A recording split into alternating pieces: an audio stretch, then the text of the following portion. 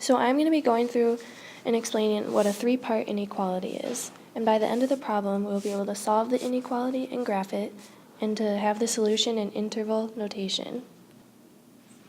Our goal for this problem is to have x by itself in the center of the inequalities. So our first step is going to be multiplying by the 2. So by multiplying everything by 2, the 2's on the bottom of the fraction in the center cancel out. So this is what our problem looks like now. We have an x plus 4 in the center. So our next step to get x by itself in the center is to subtract everything by 4. So we've reached our goal. We have x in the center by itself. So now we're able to write the inequality in interval notation. So this is what the problem looks like in interval notation. A really important thing to remember is that we have a bracket for the less than or greater than sign. And our final step for this problem is to graph the inequality.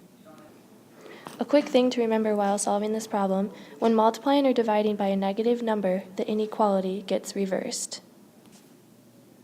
As you can see, I put a parenthesis on top of 16 on the graph and a bracket on top of 36. To finish up the graph, you need to make sure the shading is correct.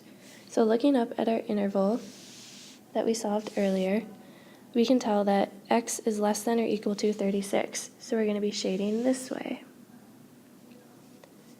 And x is greater than 16. So we want to shade that way. So we have solved our problem. Our graph is correct, and so our interval is also 36 to 16.